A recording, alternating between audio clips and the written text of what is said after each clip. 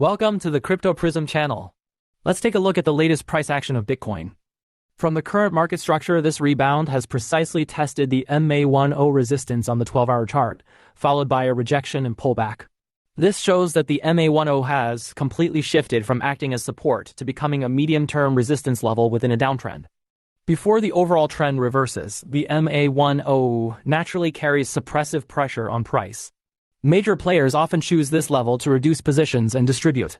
This is a very typical technical behavior. If you haven't followed the channel yet, feel free to subscribe. Now let's look at the 4-hour chart. Price is currently moving within a bearish wedge pattern and is repeatedly oscillating along the lower boundary of the wedge. However, we have not yet seen a clear high-volume breakdown below the lower boundary, nor a failed retest that confirms a valid breakdown. Therefore, the short-term market is in a critical decision zone. Bulls are defending along the lower boundary, while the MA20, the blue moving average, continues to apply downward pressure, waiting for indicators to confirm further downside. From an indicator perspective, the market appears to be in a transitional phase, consolidating to neutralize the indicators before choosing a direction. MACD remains below the zero line, which places it in relatively weak territory.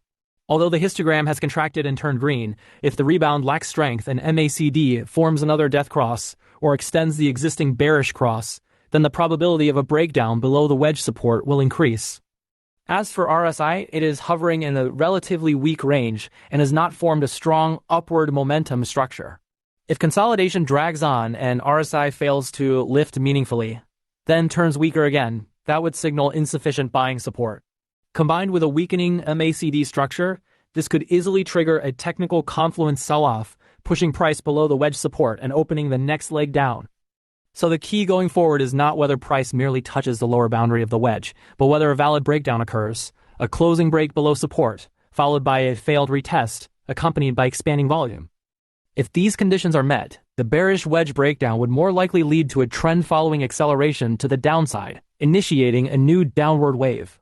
On the other hand, if price holds the lower boundary and reclaims the 4-hour MA20, followed by a successful retest that does not break back down, then this consolidation could evolve from a false breakdown into a post-shakeout recovery rebound. From a trading perspective, I suggest sticking to structure. Do not aggressively chase long positions before MA20 is reclaimed. Do not blindly chase shorts before a confirmed breakdown of the lower boundary. Be patient and wait for indicators like MACD and KDJ to synchronize with price action before following the trend. One more risk reminder. During a critical breakdown phase, volatility often increases sharply. Make sure to control position sizing and set clear stop-loss levels. That's today's Bitcoin market analysis. See you tomorrow.